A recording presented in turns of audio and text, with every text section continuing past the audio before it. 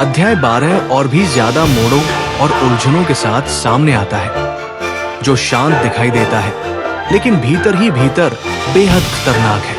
Naomi मिसोरा, जो उस व्यक्ति के स्वभाव को अच्छी तरह जानती थी, जो उसका भविष्य का पति बनने वाला था, अपने दिल से ये जानती है कि रे पेनबर को कीरा नहीं मारा था। चलते हुए उसके मन में एक ही बात साफ गूंज रही थी, कीरा को लोगों की हत्या करने के लिए दिल का दौरा पड़ने की जरूरत नहीं है। मुझे ये पक्के तौर पर पता है। फ्रेम उसके पीछे की ओर खिसकता है और राष्ट्रीय पुलिस एजेंसी की इमारत साफ दिखाई देती है। अध्याय 12 एक खामोश चुनौती के साथ शुरू होता है, ये पूछते हुए कि आप कितनी बारीकी से ध्यान दे सकते हैं और क्या आप सच को खोद निकालने के लिए सच में तैयार है। कहानी लाइट के घर पहुंचती है, जहां उसकी मां कपड़ों का एक सेट पकड़े हुए सायु से बात कर रही है। सायु, क्या तुम अपने पिता के लिए कपड़ों का ये सेट ले जा सकती हो? सायु सोफे पर लेटी हुई तुरंत जवाब देती है, क्या? मैंने कहा था ना मम्मी, आज मैं एक दोस्त के साथ बाहर जा रही हूं। उसकी मां शांति से जवाब देती है, तो थोड़ा जल्दी निकल जाना और रास्ते में वहां रुक जाना। उसी पल लाइट बीच में आता है, कोई बात नहीं मम्मी, मैं ले जाऊंगा। सायु खुशी से चिल्ला उठती है, याद धन्यवाद लाइट। उसकी मां थोड़ी चिंता के साथ पूछती है, क्या तुम पक्के हो लाइट, तुम्हारी एंट्रेंस परीक्षा आने वाली है? लाइट पूरे भरोसे के साथ जवाब देता है, चिंता मत करो मम्मी, प्रैक्टिस एग्जाम में पहला आना कॉलेज में एडमिशन लेने से 1000 गुना मुश्किल होता है। पीछे से रयूक लाइट से बोलता है, तो अब तुम टास्क फोर्स के ऑफिस में झांकने वाले हो? लाइट बिना हिचक जवाब देता है, नहीं, मैं सिर्फ रिसेप्शन डेस्क तक ही जाऊंगा। लाइट दराज खोलता है और अपनी तकनीक से लकड़ी के ब्लॉक को ऊपर सरकाता है। रयूक उसे देखते हुए पूछता है, वो तो तुम डेथ नोट का एक पन्ना ले जाकर किसी को मारने वाले हो। लाइट शांति से जवाब देता है, मैं आजकल बाहर जाते समय हमेशा ऐसा करता हूं, बस एहतियात के तौर पर। उसकी मां बैग उसे देती है, धन्यवाद लाइट, और वहां पहुंचने से पहले भूलना मत। लाइट जवाब देता है, मुझे पता है, पहले पापा को उनके मोबाइल पर कॉल करूंगा। दरवाजे तक पहुंचकर हैंडल पर हाथ रखते हुए लाइट कहता है, तो मैं निकल रहा हूं। दृश्य बदलता है और एक ट्रेन तेज रफ्तार से दौड़ती हुई दिखाई देती है। लाइट और रयूक स्टेशन से बाहर निकलते हैं। लाइट जेब से फोन निकालता है और किसी को कॉल करता है, आप वॉइस मेल सेवा से जुड़ गए हैं। लाइट चौंकता है, ये अजीब है, शायद किसी जरूरी मीटिंग में होंगे। कैमरा थोड़ा दूर जाता है और लाइट एक सुनसान इमारत की ओर बढ़ता है। अंदर वह एक महिला को काउंटर पर बहस करते हुए देखता है और उसकी बातें सुनता है। नहीं, ये आमने सामने होना चाहिए, मैं संदेश नहीं छोड़ सकती। मुझे कितनी बार बताना पड़ेगा, अभी कीरा टास्क फोर्स के ऑफिस में कोई नहीं है, लेकिन मैंने कल ही उनसे अपॉइंटमेंट लिया था, फिर कोई वहां कैसे नहीं हो सकता? लाइट अपने मन में सोचता है, टास्क फोर्स ऑफिस में कोई नहीं है, पापा का फोन भी बंद है, क्या हो रहा है? और ये महिला टास्क फोर्स से मिलने पर इतनी जिद क्यों कर रही है? नाओमी से बात कर रहा व्यक्ति माफी मांगता है, मुझे खेद है, लेकिन मुझे नहीं पता। लाइट बैग डेस्क पर रखता है और अपना परिचय देता है, मैं लाइट यागामी हूँ, डिटेक्टिव सुपरिंटेंडेंट यागामी का बेटा। मैं अपने पिता के लिए कपड़ों का सेट लाया था, लेकिन शायद वो यहाँ नहीं है, क्या आप ये उन्हें दे सकते हैं? रिसेप्शनिस्ट जवाब देती है, ओ लाइट, तुम्हें फिर से देखकर अच्छा लगा। लाइट कहता है, माफ कीजिए, सारे रिसेप्शन वाले मुझे एक जैसे ही लगते हैं। रिसेप्शनिस्ट आगे बोलती है, खैर हम तो वैसे भी छोटे लोग ही हैं। याद है पिछले साल जब तुमने इंश्योरेंस मनी मर्डर के सुलझाने में मदद की थी, मैं उस समय भी ड्यूटी पर थी। नाओमी पास खड़ी ये सब चुपचाप सुन रही होती है। क्या सच में? क्षमा कीजिए, मुझे यहाँ अपना नाम लिखना है, सही है?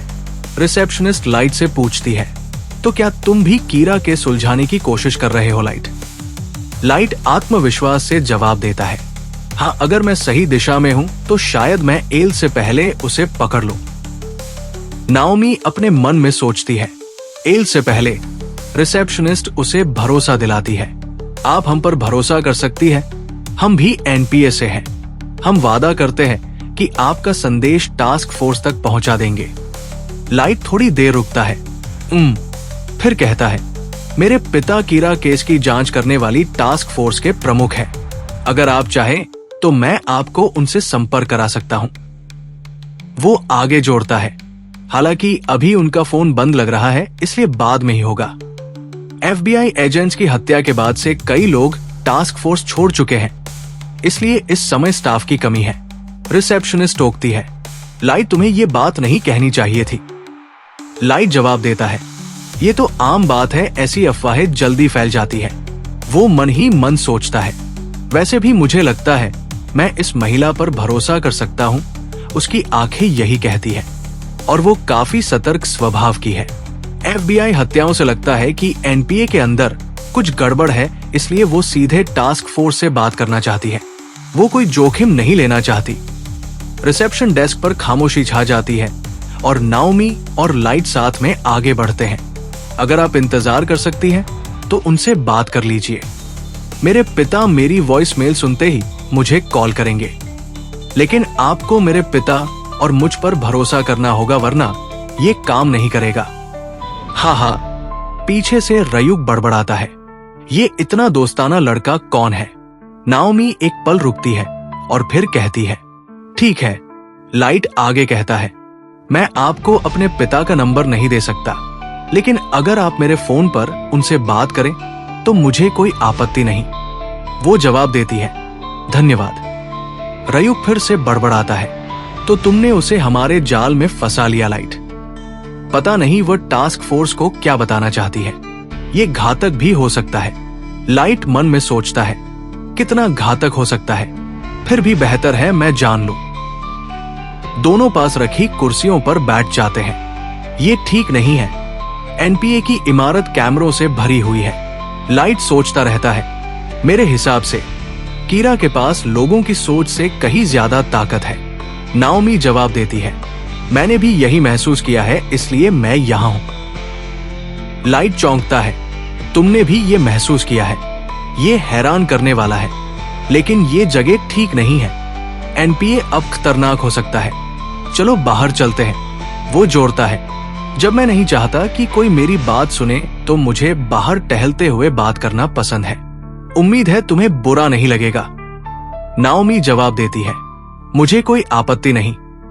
चलते हुए लाइट बोलता है, मेरे हिसाब से कीरा। फिर रुकता है, क्या तुम अपना नाम बताओगी? वो अपना परिचय देता है, मैं लाइट यागामी हूं। लाइट चांद के कांजी से लिखा जाता है और पढ़ा जाता है। अजीब है ना? और यागामी रात और भगवान के कांजी से लिखा जाता है। नाओमी जवाब देती है, मैं शोको माँ की हूं। शो चमक का कांजी है और को का मतलब बच्चा। माँ की बीज और पेड़ के कांजी से लिखा जाता है। पीछे उड़ता हुआ रयुक इस बातचीत का मजा ले रहा होता है। नाओमी पूरे विश्वास के साथ बोलती है, मुझे लगता है कीरा सिर्फ लोगों को मार ही नहीं सकता, वो मरने से पहले उनके कामों को भी नियंत्रित कर सकता है। लाइट प्रतिक्रिया देता है, यही तो मैं भी सोचता हूं। मुझे नहीं लगा था कि किसी और ने भी ऐसा सोचा होगा। वो पूछती है, तुम भी ऐसा ही सोचते हो? लाइट पुष्टि करता है, हाँ, वो मरने से पहले लोगों के कामों को नियंत्रित कर सकता है। वो आगे कहती है, लेकिन बात यही खत्म नहीं होती। अगर मेरा विश्लेषण सही है, नाओमी बोलती रहती है, उसकी आवाज शांत है लेकिन भरोसे से भरी हुई है। कीरा दिल का दौरा पड़ाए बिना भी लोगों को मार सकता है। उसकी बात सुनते हुए लाइट के मन में एक सवाल गूंजता है, ये औरत आखिर है कौन? नाओमी आगे कहती है, मुझे नहीं लगता कि ये बात किसी और ने समझी है, लेकिन अगर पुलिस इस सोच के साथ कीरा के पीछे जाए तो मुझे लगता है वे उसे पकड़ सकते हैं। लाइट मन ही मन चौंक जाता है। वो दिल का दौरा पड़ाए बिना भी लोगों को मार सकता है। मैंने खुद कभी इस बारे में नहीं सोचा, लेकिन अगर तुम सही हो तो जो हत्याएं कीरा छिपाना चाहता है वे दूसरे तरीकों से की गई होंगी। नाओमी दृढ़ता से जवाब देती है, बिल्कुल, मुझे पूरा यकीन है कि जिसे मैं जानती हूं उसने कीरा से मुलाकात की थी। लाइट तुरंत प्रतिक्रिया देता है, तुम्हारे जानने वाले ने कीरा से मुलाकात की थी। लाइट हंस पड़ता है, हा हा हा, माफ करना, लेकिन पुलिस को यह बात मनवाना काफी मुश्किल होगा।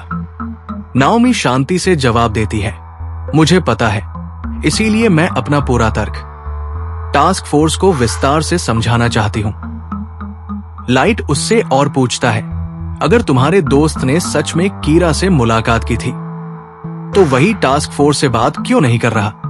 नाओमी धीमी आवाज में जवाब देती है, वो ऐसा नहीं कर सकता। वो उन FBI एजेंट्स में से एक था जो मारे गए। लाइट चौंक जाता है, एक FBI एजेंट जिसने कीरा से मुलाकात की थी। तुम्हारा मतलब? नाओमी आगे कहती है, वो मेरा मंगेतर भी था। वो समझाती है, उसने मुझे बताया था कि वो एक बस जैकिंग में फंस गया था, लेकिन अगर मेरा अंदाजा सही है तो कीरा उस बस में मौजूद था। ये सुनते ही लाइट सुन्न हो जाता है, वो वही रुक जाता है। रे पेनबर। नाओमी उसकी हालत देखती है और पूछती है, क्या हुआ? लाइट जवाब देता है, मैं बस ये सुनकर चौंक गया कि तुम्हारा मंगेतर। नाओमी पूरे संकल्प के साथ बोलती है, हाँ, इसीलिए मैं तब तक चैन से नहीं बैठूंगी जब तक पुलिस कीरा को गिरफ्तार नहीं कर लेती, और मैं उन्हें हर तरह से मदद करूंगी। लाइट सावधानी से पूछता है, लेकिन तुम्हें क्यों लगता है कि कीरा उस बस में था? नाओमी विस्तार से समझाने लगती है, बस जैकर एक अपराधी था जो 2 दिन पहले एक बैंक लूट के लिए वांछित था। वो एक कार से कुचल कर मारा गया। उससे 8 घंटे पहले एक और वांछित अपराधी एक सुविधा स्टोर लूटने की कोशिश में छुरा घूम कर मारा गया। वो आगे कहती है, 2 वांछित अपराधियों ने एक ही दिन अपराध किए और दोनों की मौके पर ही मौत हो गई। ये बेहद असामान्य है। उसकी आवाज अब भी स्थिर है। बस जैकिंग के 8 दिन बाद मेरा मंगेतर और उसके 11 साथी सभी मारे गए, और उन 8 दिनों के दौरान टोक्यो में 20 से ज्यादा लोग जिनका किसी न किसी अपराध से संबंध था, दिल का दौरा पड़ने से मरे। वो जोड़ती है, लेकिन FBI एजेंट्स की मौत के बाद इन मौतों का सिलसिला अचानक रुक गया। वो धीरे से नाम गिनाती है, मेरा मंगेतर, सुविधा स्टोर का लुटेरा और बस जैकर। वो निष्कर्ष निकालती है, इन सभी का इस्तेमाल कीरा ने जापान में FBI एजेंट्स को मारने के लिए किया। मुझे इस बात का पूरा यकीन है। वो आगे समझाती है, सुविधा स्टोर का लुटेरा शायद बस जैकर की मौत की एक अभ्यास भर था, और बस जैकिंग मेरे मंगेतर से FBI की जानकारी निकलवाने का एक बहाना थी। वो जोर देती है, लुटेरा और बस जैकर दोनों की मौत दिल के दौरे से नहीं हुई थी। लाइट पूछता है, और इसी से तुम्हें पता चला कि कीरा दूसरे तरीकों से भी हत्या कर सकता है? निश्चय के साथ वो जवाब देती है, हाँ। लाइट अब भी संदेह में है। ये मुझे थोड़ा बड़ा निष्कर्ष लगता है। नाओमी दृढ़ता से जवाब देती है, नहीं, कीरा ने बस जैकर को जरूर नियंत्रित किया था। मुझे इसका यकीन है। वो अपनी सोच बताती है, जब से मैंने उस बस जैकिंग के बारे में सुना, ये बात मुझे खटक रही थी। इसलिए मैंने बाद में साधारण तरीके से अपने मंगेतर से इसके बारे में पूछा। वो आगे कहती है, उसने कभी नहीं बताया कि वो कौन था, लेकिन उसने मुझे ये बताया। लाइट और रयुक ध्यान से सुनते हैं। उसने बस में एक दूसरे यात्री को अपना FBI पहचान पत्र दिखाया। उसने कहा कि उसके पास कोई और विकल्प नहीं था। वो जोड़ती है, वो एक शीर्ष गुप्त मिशन पर था जिसकी जानकारी जापानी पुलिस को भी नहीं थी, और उसे सख्त आदेश थे कि वह किसी को कुछ न बताए। वो याद करते हुए कहती है, उसने मुझसे कसम खिलवाई थी कि मैं इस बारे में या बस जैकिंग के बारे में किसी से कुछ नहीं कहूंगी। वो निष्कर्ष पर पहुंचती है, इसीलिए मुझे पूरा यकीन है कि उसी ने जापान में FBI की मौजूदगी की जानकारी कीरा तक पहुंचाई। लाइट कुछ पल सोचता है और फिर कहता है, तो तुम्हारा कहना है कि कीरा ने एक अपराधी से बस हाईजैक करवाई ताकि तुम्हारे मंगेतर से उसकी पहचान उजागर करवाई जा सके, और फिर बस जैकर को एक कार से कुचलवा दिया गया, जिसका मतलब है कि कीरा सिर्फ दिल के दौरे से ही हत्या नहीं करता। लाइट उसके निष्कर्ष का विश्लेषण करता है। तुम्हारा निष्कर्ष सिर्फ उन तथ्यों पर आधारित है जो केवल तुम्हें पता है, और अपने मंगेतर को खोने का दर्द तुम्हें इस नतीजे तक ले आया है। इसलिए तुम्हारा फैसला व्यक्तिगत भावनाओं से प्रभावित है और तुम्हारे पास कोई ठोस सबूत नहीं है। वो रुकता है। फिर भी मुझे लगता है इस पर जांच करना जरूरी है। तुम्हारी गवाही टास्क फोर्स के लिए बहुत अहम होगी। इस समय वे पूरी तरह भटके हुए हैं। ये उनकी जांच में वाकई मदद कर सकता है। नाओमी धीरे से कहती है, मुझे उम्मीद है। लाइट आगे कहता है, और अगर तुम्हारी बात सही साबित होती है तो मैं भी मानता हूं कि वे कीरा को पकड़ पाएंगे। वो जोड़ता है, क्योंकि अगर तुम सही हो तो कीरा वही व्यक्ति था जिसे तुम्हारे मंगेतर ने बस में अपना पहचान पत्र दिखाया था। लाइट मन ही मन सोचता है, अगर इस औरत ने ये सब मुझसे पहले पुलिस को बता दिया होता। रयुक चुपचाप देखता रहता है और लाइट को एहसास होता है कि खतरा कितनी करीब है। ये शिनिगामी शायद मेरी तरफ नहीं है, लेकिन लगता है कोई और भगवान जरूर है। लाइट की वो शैतानी हंसी जिसमें सब कुछ जीत लेने का भरोसा छुपा है, और नाओमी का वो अटूट भरोसा जो सिर्फ सच तक पहुंचने के लिए दिया गया है। लेकिन जब एक तरफ दिमाग सिर्फ जीत के बारे में सोचता हो और दूसरी तरफ दिल सिर्फ सच के लिए धड़कता हो, तो ये रास्ता आखिरकार कहाँ ले जाएगा? सच के करीब आना हमेशा जीत नहीं होता। कभी कभी यही सबसे बड़ी गलती बन जाता है।